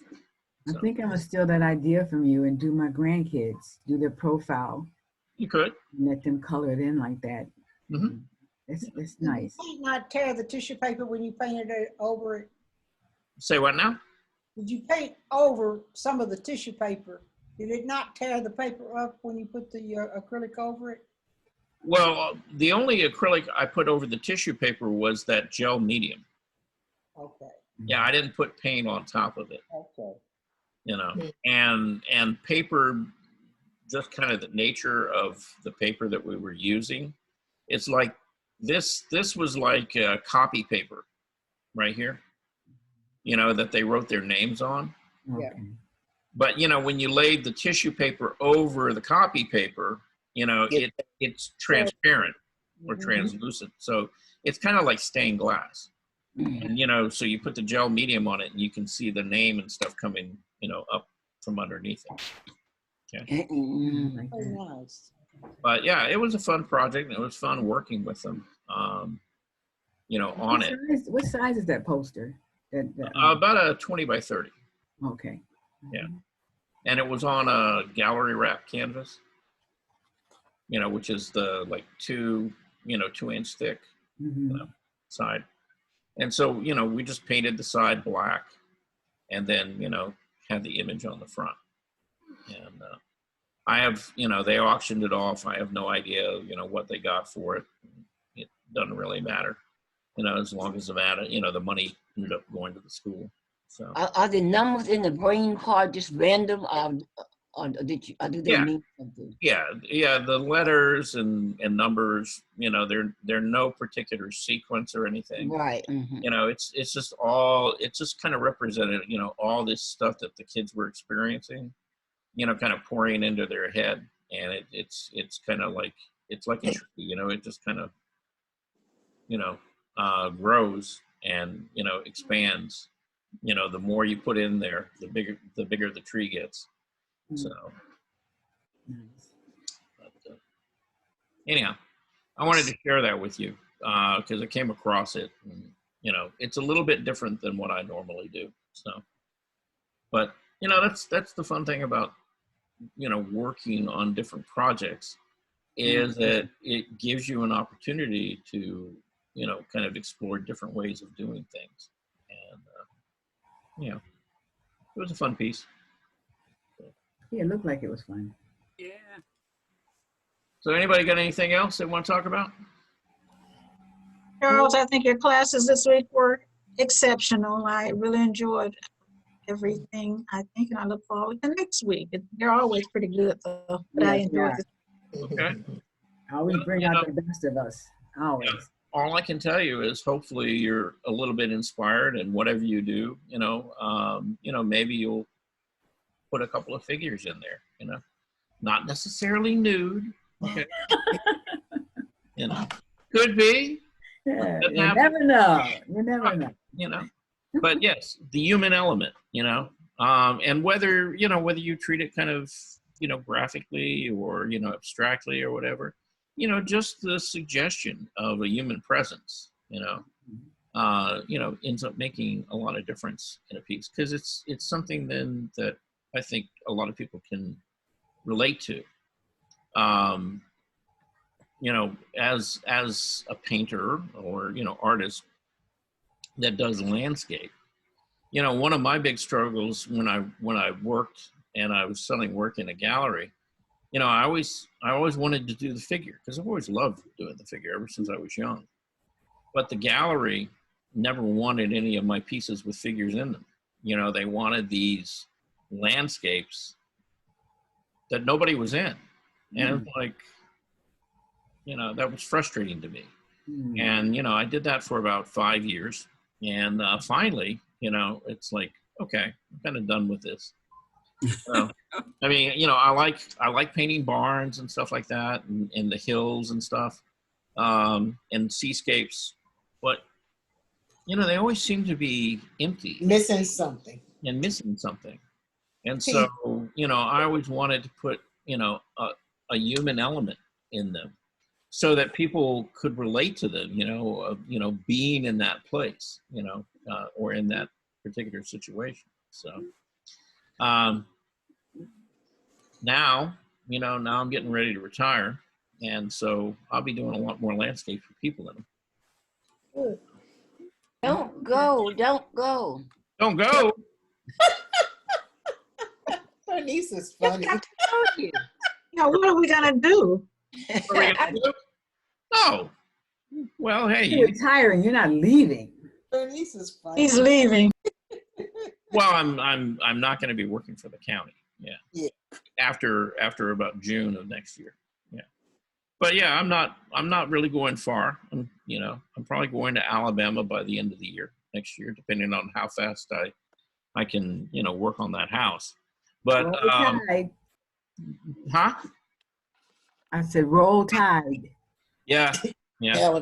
Yeah. But you know, what I can tell you is that, yeah, I mean, I'm kind of looking forward to you know, having the time, you know, and it's like I end up doing a lot of work, you know, and a lot of the things that I do, like with you guys, you know, the reason I do it is it helps me sort of get a concept or an idea across to you, right? So it's a teaching tool. And that's a very different thing than creating something that I want to create. Okay. You know, just because I have the inspiration to create it. And, you know, one of the things that I can tell you is that if I started, you know, today, and if I could do like one painting a day for the rest of my life, I would never get through the ideas that I have that I want to do. I can believe that. I can believe that. Yeah, and quite frankly, I don't paint that fast. I paint fast, but I don't paint that fast. Yeah. You know. Yeah. I don't think I could crank out one whole finished painting a day. And so, in short, you know, I already know that I'm not going to get everything done that I wanted to do. Mm-hmm. Oh, Naomi. Or Naomi. Yeah. But to tell you one thing, Charles, She does you so have many, opened right? up so many avenues of places I've never even thought to go. Mhm. And you've given me the, I don't know, the push to try something different and Yeah. to just try something different. And I appreciate that. Mm-hmm. Thank you for that. You know, I mean, look, you know, and it's mutual. Okay.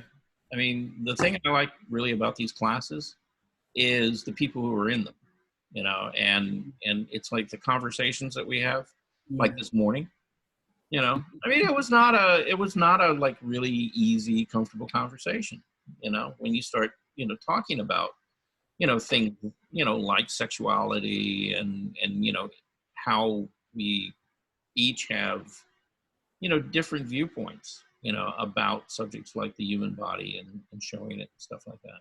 Mm-hmm. You know, but, you know, I learn a lot from you guys, you know, and evidently you learn a lot from me. And it's those kind of open exchanges, those conversations about all these different things, whether it's, you know, whether it's the human condition, whether it's, you know, we kind of skirt around political issues, but, you know, things going on today, you know, day-to-day life, you know, as we know it, you know, locked away in COVID and stuff. And, you know, there's, you know, you can learn so much from each individual's experience and, you know, kind of what they're going through. And this is a great venue, you know, It to is. actually share Mhm. with people. And, you know, when we first started this back in March, nobody had a clue as to how we were going to do any of this. I mean, really, seriously, you know, Yeah. you know, they basically came in and said, well, guess what? You know, we're shutting down the centers and you guys are going to have to start teaching online classes. Everybody's kind of just looking around at each other like, okay, how are we going to do that? You know, how does that get done? You know, and just going through the process of figuring all of this out, you know, and kind of coming up with, you know, different formats of how to stay in contact with you guys and you with us. It's, you know, everybody's kind of going through a big learning curve here. And, you know, the world. But you know, the good thing about it though is when you went to the centers, everybody goes to their own center. With this online class, you could go through, one class might be with one center and the other class might be with a different center. So you get to know a lot more instructors. Oh yeah. Yeah. I mean, there's great opportunities here. It's like, you know, look, and I don't know how many of you do this, you know, but you could take 3 or 4 classes a day. You know, I mean, there's no excuse. Yeah, there's really no excuse for sitting at home and being bored. Right. The biggest thing is that some classes are at the same time that you want to take. Yeah, we can't do anything about that. Well, I know that. Yeah, I know. Everybody would, yeah, can you move that to like 3 o'clock instead of 2 o'clock? Yeah. We've had those. Gotta learn how to share. I guess, yeah. Or, you know, you just got to pick and choose. And maybe, you know, maybe you sit in on this class for a little while. And then, you know, after that, you go take, you know, if there's another class going on at the same time, you know, for a couple of weeks, you attend that. You know, you can mix it up. You know, you don't have to, you're not committed. Okay. You know, this is not marriage. This is not, you know, for the rest of your life. Okay. This is just, you know, this gives you an opportunity, you know, that you can come and, you know, get together, you know, talk to each other, you know. I just referee, that's all.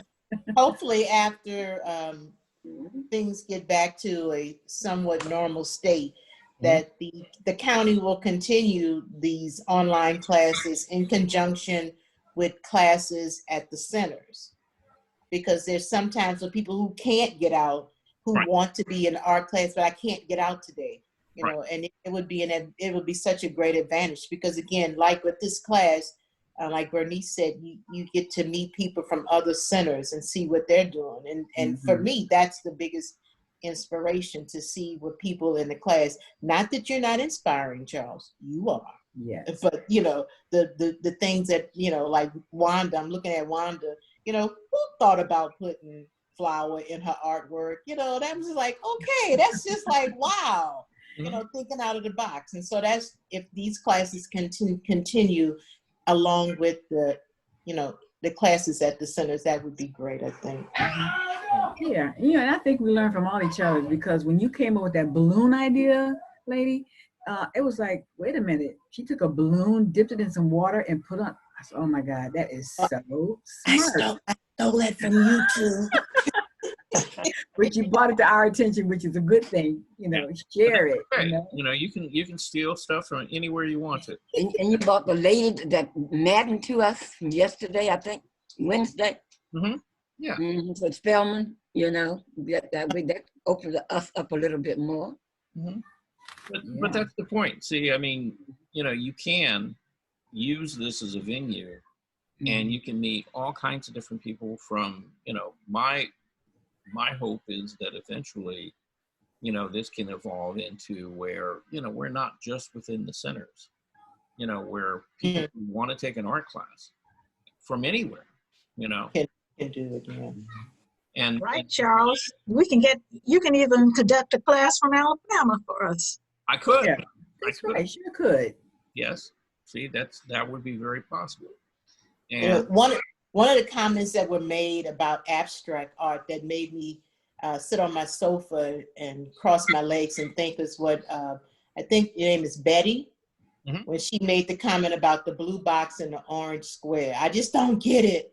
You know, I don't understand it. And it just made me stop and to really think how, you know, we all have such different viewpoints, you know. And I when she said that, the blue box and the orange box, I immediately thought of a sunrise or a sunset over an ocean. That's what I would see. But I was like, wow, she doesn't see it. And that is so interesting how she, you know, it doesn't inspire her. And that was so inspiring to me. So thank you for making me think. Okay. But yeah, and you know, again, you know, everybody kind of approaches this with their own experience in life. And some people, you know, they can see something there that they can relate to. Other people can't. Yeah, and it's that's so okay. interesting. It's so interesting. Yeah, yeah. You never know how, you know, people are going to read, you know, images and things like that. And again, you know, just a slight difference in culture, right? You know, we could see, you know, red, white, and green. And in this country, everybody goes, oh, Christmas, right? And Italian says Italian flag. Yeah. Or you go to Mexico, it's a Mexican flag, right? Okay. So you see, it's, you know, it's your cultural perspective, and that changes, you know, everything about how you perceive things around you. Okay. And this platform, since we're isolated and confined and quarantined and everything, it gives us an opportunity to interact with other human beings, so we won't forget what that's like. Right. Yes. Yeah. One of the things I worried about, you know, when we first started this, and you know, one of the things here, Sabrina's calling me. Wow. We're gonna decline for right now. One of the things that I worried about in doing this was, you know, I didn't want to become a talking head. You know, I mean, this would not be interesting if I just sat here and, you know, lectured to you, you know, the whole time. But, you know, with the tools that we have available, you know, with sharing, you know, videos and images and even music and sounds and stuff like that, you know, it becomes an interactive experience, you know, for everybody, including the instructor. So, you know, that's the value of it. And it's something that I think, you know, if, you know, even if you were in the center and you could do the hands-on, you know, and I could show you how to use a palette knife or lay down paint or something like that, you know, that has some value in it. But to be able to look at the variety of, you know, different artists and different people and how they do things and their ideas behind, you know, what they're doing and why they do it, you know, I think sometimes is actually more valuable, you know, than actual physical instruction. Because the one thing I can tell you over years of teaching how, you know, people how to draw and paint is the only way that you learn is you have to do it. And I can't hold your hand, you know, to make that brush stroke. You know, that's something you've got to be willing to pick up a brush and to get some paint on the end of it and make those paint strokes. And eventually what's going to happen is you get better at it.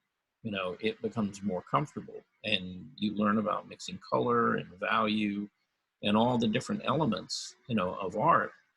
And, you know, your work begins to come together and you know, get more tools so you can create the things that you see, you know, in your own mind. And that's how that kind of works. And so, you know, having the physical class time, you know, of seeing how something is done and all, that can be valuable. But, you know, it's, you know, at the end of the day, you've got to end up, you know, experimenting and playing and figuring out your own way of getting it done. So, And it's really getting basic information, getting you thinking, and getting you inspired to do something. That's really the important part of the teaching here. You know, because, you know, if you're just going to sit at home and do nothing, you know, you can sit through these classes from now until forever. But until you start actually picking up a pencil and drawing and kind of pushing stuff around and playing with it, you know, that's kind of where the rubber hits the road. And you're only going to get better by doing it. That's it. Okay. And, you know, the more you do, the better you get. So. Absolutely. Yep. And Naomi was gone for that one, unfortunately, you know. Well, no, she's here. Okay. So, you know. Something's wrong with my computer. What'd you say? I missed what? Oh, I was talking badly about you. I was saying the more you do, the better you get. Well, I slip backwards and then I go forward, but I'm enjoying it. But I do miss your class in person. I loved it when you came around and you said, and you just helped a lot. But you know what? This Zoom has been fabulous. Mm-hmm. Yeah. It's the first time you did it, and it's fabulous, and you're doing a variety. You give us videos, you have us paint. This is perfect. You have done a fabulous job, really. I hope that Benson realizes how well you have done with this experiment. I agree, 100%. Well, they should talk to us because it's been wonderful. We're learning, you're entertaining, and this morning, the variety of art. I mean, my eyes were popping out, but I wanted to know some of those sculptures, how did the bodies stay that it didn't fall over? It was, the body was leaning over. Mm-hmm. Yeah, it was counterbalanced. I didn't see anything supporting it. Well, it was on a base, and it's bronze, so it's metal. And so, you know, metal is pretty strong. And so you can do things, you can do things like that and counterbalance it. You know, but it was fascinating. Yeah, that would be harder to do with clay. But you can do it. That gallery was fascinating. Mm-hmm. Yep. Yeah, she's got always got really interesting shows. But then the man who was he was rubbing out, that was very interesting too. Bob Blass or Bob. Very interesting. Yeah. Yeah. And see, that's what I was saying is that you have access to so many different artists and their content, and to be able to share that, you know, in the context of, you know, this is a project or this is something that we're talking about or doing. And you can bring not just one, you know, and see in the classroom, if it was just me, you would see how I do it. But this way you get to see how I would do it. You get to see how this guy, you know, would do it, or this woman, you know, or people all around the world. And they've all got different approaches. And all of them. With audio, with audio visual equipment, if that was brought into the center, we could still do that. You could still show videos. You could still do that kind of thing. Yeah. So that would be a big improvement to being at the center.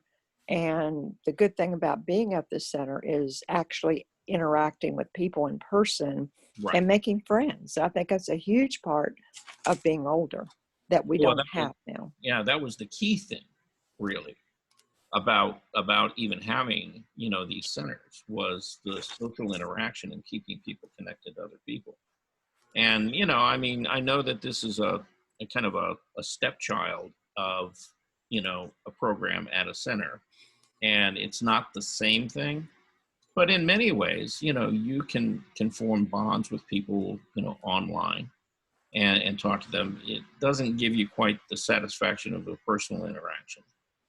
But you know, what you were talking about, Betty, is the fact that, you know, before we left, you know, on this extended foray that we've been on now since March, you know, there were a lot of conversations that had gone on for almost a year about trying to get like a large screen monitor, a touch screen or something, you know, at Benson and in some of the other facilities, so that when I was doing a demo or Kermit or somebody else, you know, one of the problems was that people couldn't see, you know, because you can only get so many people seeing what you're doing.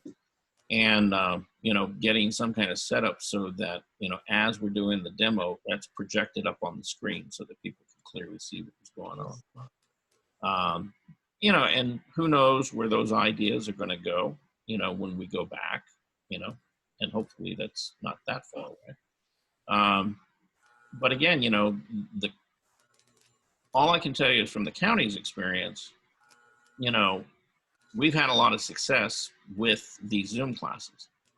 And, you know, just being able to get instructors and staff to adopt the technology and learn how to work with it, you know, has shown them that, okay, we can take this a step further so that when we do go back, you know, we can find ways of making this much more interactive and keeping some of what we've gained, you know, through these Zoom meetings, which, you know, might entail, you know, having a large screen, you know, projection TV, you know, in those classrooms. But it might also entail, you know, having some live people in the classroom, but also teaching the class to, you know, a broader Zoom audience as well at the same time. That's a good idea. Yes. You also have to have, when you're dealing with new technology and new things, you have to have instructors who are trained in it and who are willing to do that. Some instructors are not willing to go that extra mile, and they don't want to do the different features, different things to enhance the class. Mm-hmm. So I guess you have to find competent people to do that who are willing. And also, I think in order to assess the value of this class, that Fulton County ought to distribute some kinds of evaluation sheets for us, because I think we ought to be able to offer our opinions to them, and maybe that will lead to improvement or at least enlighten them on the value of the classes. Everyone's not on them, but enough people are on it that could do an evaluation of it. I think you should have an A+, Charles. Well, thanks for that. Absolutely. Yep. But guess what? There is Or an F. Yeah, no, this is a Zoom class, okay? And this class is being recorded and it will be uploaded. And guess what? Somebody from Fulton County is going to be watching this, you know, at some point. So they're going to hear this. And it comes I'm giving you an F, sorry. But it comes on YouTube, so they definitely going to be watching it. A lot of people. yeah. But the other thing is too that, you know, I was under the impression that at various points that they've sent each and every one of you out surveys to answer. Yeah, we did, but then they said they didn't get them. They did that. But then it was so much confusion about you didn't send yours. And it was very complicated. It was very confusing. And they only did it once. I didn't No, get they it. called. I got it and sent it back in. But then they sent it back again. I don't know what they No, but they called. And they I didn't said, get a call or written request. You didn't? I didn't Okay. either. Yeah, because I thought they sent them out via email one time. And then one time I think they did a one call or something like yeah, that. but the call was, did you learn a lot? So they didn't give you a chance to express your feelings. I Right. just said yes. And that was it, yes or no. So Yeah. they have to do it. They really And do. then what happened was, because you're from the Benson Center, they didn't reach out to people at other centers because not everybody here is from Benson. Yeah. And so, like, I know quite often you all speak about Sabrina, and I'm going to assume she's the director, but I don't know who she is. And I Right. think I sent something back to her once, but not everybody's from the same center. So that's the challenge that they have to work through, realizing that people from all over are taking your classes. And so, Yeah. Well, where that survey came from, supposedly, was actually from the Department of Senior Services. It wasn't from the individual centers. And it didn't just go out to the art classes. It went out to people taking fitness classes and everything. right. Right. But it was asked to be sent to Sabrina. Oh, was it? Yeah, we were asked to send it to Sabrina. Mhm. And Sabrina doesn't, I mean, I'm more than sure You're she not probably going knows most of you all, but she never responded back to us or people who are not from her center. Mm-hmm. Huh. Okay. Well, actually, she just called, and I'll probably be on the phone with her in a few minutes. So I'll ask her about that. Okay. Yeah. But just know that, this has been a good experience for me. I've enjoyed doing this, and it's good to hear that you guys, are getting something out of this as well. And we're always looking for ways of making this better. And you don't have to be shy. We've talked about all kinds of things. So if you have ideas or anything like that, hey, you have my email address. You get to see me, at least 2 or 3 times a week. Speak up. Let us know. And we're always open to listening. And trying to figure out how we can make more meaningful to each He got of the us. lights in his hand. Since you got me hand, bring him over here and put him back. All right, that sounds good. All right. So anybody got anything else we need to go around? Yep. All right. Well, thank you all for coming. It's been a wonderful week seeing you all again. Yes. Was this our first uninterrupted week? Yes. Yes. I think so. Yes. Yeah, it seems like every time we had something scheduled, there was some election thing or something else coming up. Yeah, no, since you came back, this is the first one we've had a full week. Yeah. Okay. Yeah. We had a holiday in there once, But yeah, it's been great seeing each and every one of you. I'm glad you're doing well. And We have to go back out and vote again. Yes. Oh, don't even mention yeah. all of that. Yeah.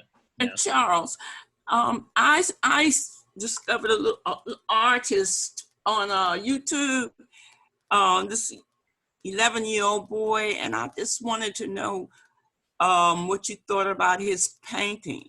Okay. And a Nigerian boy, 11 years old. He started painting at 9. Okay. And Well, I just the way to do that is send me an email, give me his name, and if you can get a link from the video on YouTube and include that in the email, that would help. But if not, I can always Google it and find out. Okay. Okay. Yeah. Give us all his name, Jackie. We can look it up ourselves too. Yeah. Kareem I think it's K-R-E-E-M, Kareem Juarez, W-A-R-I-S. Was that on TV? Yes. Oh, he was unbelievable. Yes, he was. I think he came to New York or something, and he was going to school there. He's won a number of prizes, awards. Oh, he's a genius. Yeah, he is. He's Right. really a genius. Beautiful work. Yeah, like I said, send me his name and I'll look him up. Maybe I can include something, in one of the classes coming up. Maybe on Monday. We're going to talk about inspiration. Maybe that's something inspirational. So Monday is inspiration? Yeah. Yes. It's inspiration for art in the morning and then art share in the afternoon. And then Wednesdays is all about painting, pushing paint around of some sort, watercolor, oil, acrylic. Even pastel, because pastel is actually considered painting. And then, it's painting and mixed media, actually. And then, Fridays is supposed to be all about drawing, Oh, okay. But, There was also a little kid, 15 years old, who was very good at painting, I think, or drawing.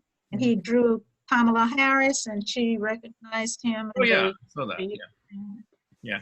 Well, he used social media to do a little self-promotion there and get a little attention, which is, hey, if you're going to be an artist, you gotta do that. Yeah. You can't be shy. Mm-hmm. You can't just kind of hang out and wait for them to come to you. You got to kind of go after them sometimes. We don't have the galleries anymore. Well, So we do have them, but yeah, far and social media is. Yeah, far and few between these days. At any rate, I was going to say something, and then we kind of got off on another track. But anyway, we'll figure that out. So, if you have ideas, anything that you want to share, send it to me via email. Okay. But yeah, I know what it was. I was going to end up, Fridays is supposed to be all about drawing, right? Yeah, I didn't know. So now I know. Yeah, but the fact is, Only one more I'm such a strict disciplinarian. We never talk about anything but drawing on Fridays, right? Nah. Yeah. Okay. Yeah. Now we're all over the place, and it's okay. That's kind of how this goes. It's like you go down different roads, talk about different things. So anyway, I just want to say thank you all for showing up this week, being around, attending the class. I had fun. I hope you had fun. I hope you have a great weekend. You too. You too. Yeah. Stay well. Stay safe. Bye, everybody. Bye. Have a Thank you, Charles. Thank you. Bye. Bye. Bye. Make a little bit of art. Okay. Okay. All right. Talk to you guys later. Bye. Bye.